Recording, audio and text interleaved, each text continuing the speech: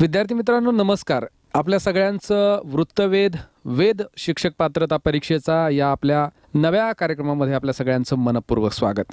मित्र हो, आजच्या या भागामध्ये आपण शिक्षक पात्रता परीक्षेसंदर्भात महत्त्वाची माहिती जाणून घेणार आहोत आणि आपल्यासोबत या भागामध्ये आज आहेत प्राध्यापक विजय सुरासे सर.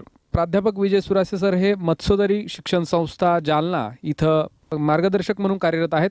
मागच्या 10 वर्षांपासून सर अध्यापन या क्षेत्रात आणि स्पर्धा परीक्षांच्या मार्गदर्शन या क्षेत्रामध्ये कार्यरत आहेत. प्राध्यापक सुरासे सर, आपलं आकाशवाणीमध्ये स्वागत आहे. धन्यवाद सर. आपण सुरुवातीला बोलल्याप्रमाणे आज आपण शिक्षक पात्रता परीक्षा, ज्याला आपण TET म्हणतो, या परीक्षेसंदर्भात महत्त्वाची माहिती आपल्या विद्यार्थी मित्रांना देणार आहात. सुरुवातीला सांगा, हा विषय आपल्याला का घ्यावा वाटला? महाराष्ट्रामध्ये आणि भारतामध्ये सक्षम, एक सर्वगुण संपन्न आणि एक चारित्र्यवान शिक्षक मिळावेत आणि आपली देशाची जी पिढी घडवायची आहे ती सर्वगुण संपन्न पिढी घडवली जावी, यासाठी तसा शिक्षक तेवढा कौशल्यवान आणि सक्षम असावा म्हणून केंद्रामध्ये सर्वप्रथम 2011ला या परीक्षेला सुरुवात झाली आणि आपल्या महाराष्ट्रामध्ये 2013 पासून ही परीक्षा घेतली जाते. परंतु या परीक्षेमध्ये जे काही पास होण्याचं प्रमाण आहे ते खूप नगण्य आहे. अवघं 1 ते 1.5% विद्यार्थी या परीक्षेमध्ये पास होतात. साधारणतः महाराष्ट्रामध्ये 10 लाख DED आणि BED झालेले शिक्षक आहेत. परंतु आजपर्यंत 2013 ते 2020 या कालखंडामध्ये फक्त 84,000च विद्यार्थी काय पास आहे. आणि जर मग आपल्याला चांगले शिक्षक जर मिळाले नाही तर या समाजाला चांगली पिढी कशी मिळेल?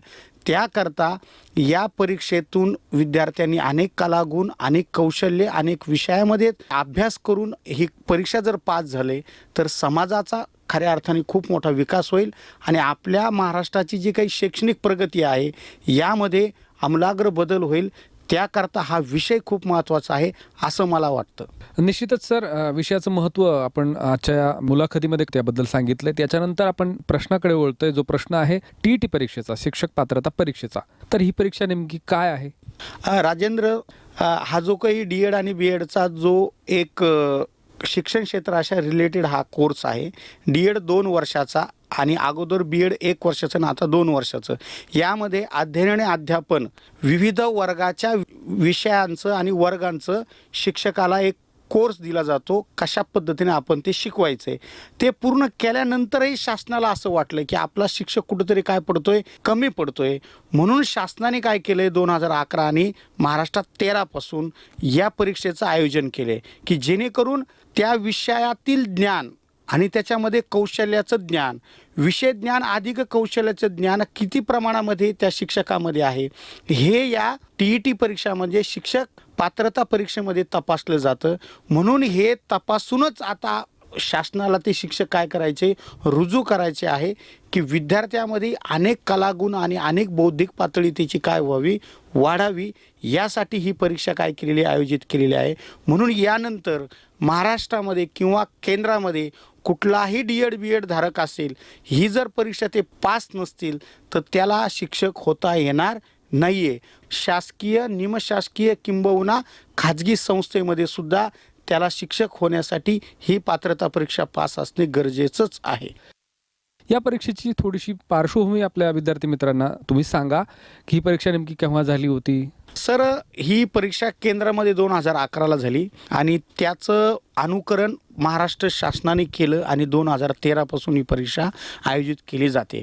आता खऱ्या अर्थाने जे काही आपले 1ली ते 8वी पर्यंतचे जे विद्यार्थी आहे त्या विद्यार्थ्याचे जे विषय आहे, मराठी, हिंदी, इंग्रजी, गणित, सामाजिक शास्त्र किंवा आपण त्याला दुसऱ्या भाषेत परिसर अभ्यास असं म्हणतो, या सर्व 7-8 विषयामध्ये ही परीक्षा घेतली जात असते.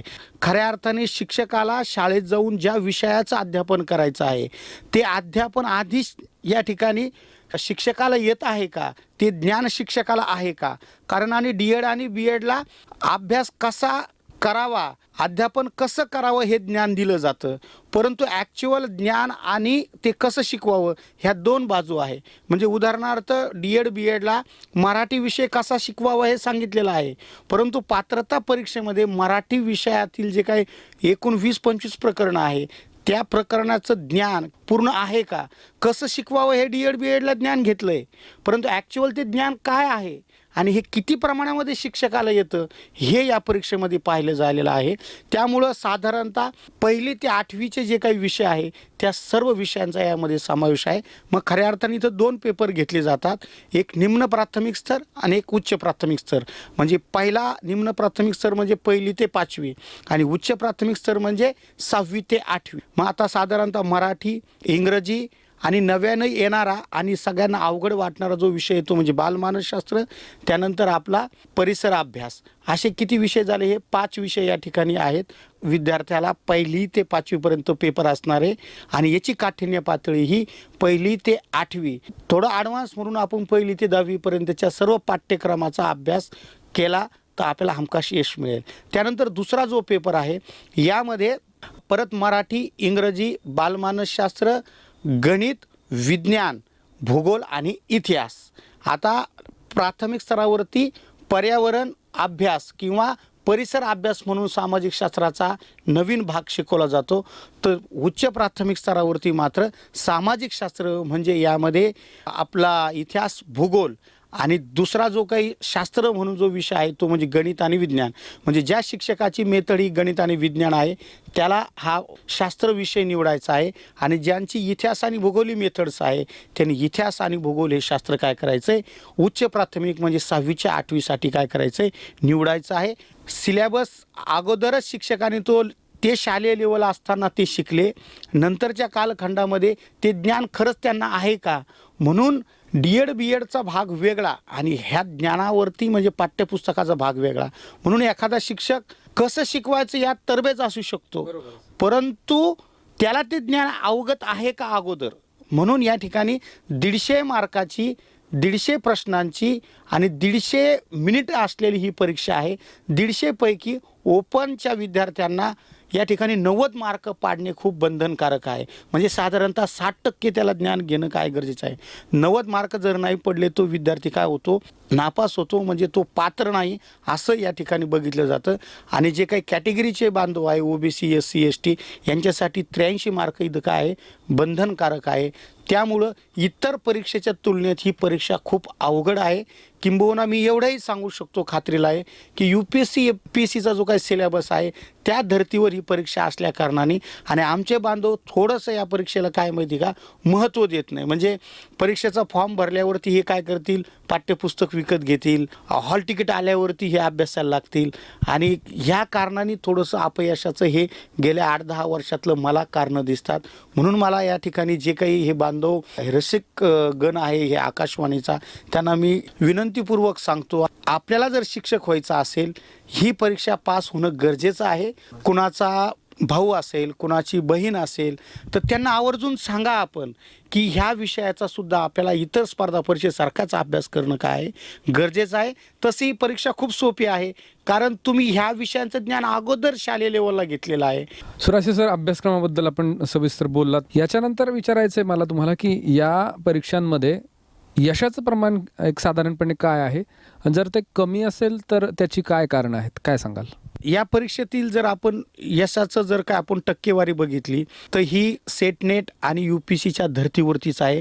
म्हणजे अवघे 2 ते 3% विद्यार्थी याच्यामध्ये काय होतात दरवर्षी यशस्वी होतात. याचं कारण हे आहे की D.ED. B.EDला जो सिलेबस झालेला आहे तो हाऊ टू टीच म्हणजे कसं अध्यापन करावं हा आहे. आणि बहुतेक विद्यार्थ्याला काय आवडतं की आपल्याला D.EDचंच येणार आहे, परंतु ही जी परीक्षा आहे ही ज्ञानावर आधारित म्हणजे आपले जे शालेय विषय आहे त्यावरती विचारली जाते. एखाद्या विद्यार्थ्याला D.ED. B.EDला 85-90% असतील, परंतु अध्यापन कसं करावं हे तिथं शिकवलेलं आहे, पण ॲक्च्युअल ते ज्ञान तुम्हाला आहे का पाठ्यपुस्तकाचं. आणि त्याकरता मुलांना नेमकं मराठी ग्रामर असेल, इंग्लिश ग्रामर असेल किंवा ज्ञान आकलन उपयोजन यावरची काही जे काही मराठी आणि इंग्रजीमधले प्रश्न असतील किंवा मानसशास्त्रज्ञाचे जे काही अनेक विचार आहे, अनेक उपपत्ती आहे, अनेक बौद्धिक मानसिक घटक आहे, हे आपण तितके अवगत केले पाहिजे. तेव्हाच विद्यार्थ्याला काय येईल, यश येईल. सर, यशाचं प्रमाण जरी कमी असलं तरी त्याच्यामागं काहीतरी कारणं असावीत, तर एक काय महत्त्वाची कारणं आहेत की ज्यामुळे यश मिळत नाही बऱ्याच विद्यार्थ्यांना? सर, या परीक्षेचा आराखडा म्हणजे जो काही विषय आहे त्या विषयातील जे घटक आहे, प्रश्नांची विचारणी जाणारी जी पद्धत आहे ही जर आमच्या शिक्षकांनी जर समजून घेतली तर साहजिकरित्या काय माहिती का त्यांना यश येईल. दुसरं म्हणजे चांगले संदर्भ ग्रंथ न वापरणे, जो भाग परीक्षेमध्ये विचारला जातो त्याची तयारी न करणे, किंबहुना आपण म्हणतो साधारणतः ज्या दिवशी फॉर्म भरला त्या दिवशीच परीक्षेला पुस्तकं विकत घेणे, ज्या दिवशी हॉल तिकीट आलं त्या दिवशीला अभ्यासाला लागणे आणि थोडंसं इतर परीक्षेच्या तुलनेत याला कमी लेखणं. आणि कारण काय होतं, एखाद्या परीक्षेमध्ये ज्यावेळेस आपण ती परीक्षा दिली की लगेच नोकरी लागते, तर या परीक्षेत आपण फक्त पात्र होतो. परंतु आमच्या बांधवांची हेही लक्षात येईना, जर आपण पात्रच नाही झालो तर नोकरी कशी लागेल. इथं नोकरी नाही लागत म्हणून मुलं ह्या परीक्षेकडे बघताना थोडंसं दुय्यम दर्जाने बघितलं जातं. म्हणून चांगले संदर्भ ग्रंथ वापरावे, परीक्षेचा आराखडा त्यातलं प्रश्न प्रकार हा आपण चांगला समजून घ्यावा, योग्य त्या ठिकाणी योग्य त्या व्यक्तीचं मार्गदर्शन घ्यावं, तर यश हमखास मिळेल. सर, मुलाखतीच्या शेवटाकडे आहोत आपण. जाता जाता आपल्या परीक्षार्थींना आपण संदर्भ ग्रंथांबद्दल महत्त्वाची माहिती द्यावी. साधारणतः जर आपण बघितलं तर जी काही आपली ही परीक्षा आहे ही 1ली ते 8वी या विद्यार्थ्यांसाठी जे शिक्षक शिकवतात त्यांची ही परीक्षा आहे. मग आता 1ली ते 8वीचे जे काही आपले विषय आहे, साधारणतः इतिहास असेल, भूगोल असेल, विज्ञान असेल, गणित असेल, तर हे आपले शालेय पाठ्यपुस्तकाचाच आपण वापर करावा.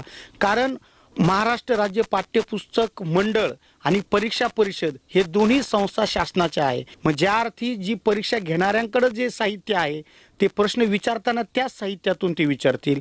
आणि मराठी, इंग्रजी आणि भाषा विषयाचा जर आपल्याला अभ्यास करायचा असेल, 4थी स्कॉलरशिप आहे, 8वी स्कॉलरशिप आहे, किंवा NTSC MTSC जे काही शासन परीक्षा घेतं त्यासाठी शासनाने जे काही संदर्भ ग्रंथ म्हणून काय केले आहे त्याला मान्यता दिलेली आहे, त्या संदर्भ ग्रंथाचा वापर करावा.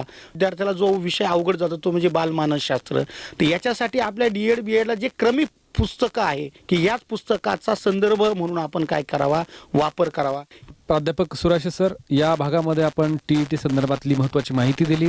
पुढच्या भागामध्ये आपण बालमानसशास्त्रा संदर्भात तुमच्याकडून माहिती जाणून घेणार आहोत. या भागात आपण सहभागी झालात त्याबद्दल मी आपले आभारी आहे. धन्यवाद. सर्वांना या परीक्षेसाठी खूप खूप शुभेच्छा. धन्यवाद. 10वी आणि 12वी नंतर कोणतं करिअर निवडायचं, नेमक्या कोणत्या करिअर संधी तुमच्यासाठी योग्य आहेत, या आणि अशा अनेक करिअर निवडीबाबत असलेल्या प्रश्नांसाठी एनलाइट एज्युकेशन तर्फे मोफत मार्गदर्शन शिबिर राबवण्यात येत आहे. अवश्य भेट द्या. एनलाइट एज्युकेशन, औरंगपुरा, औरंगाबाद.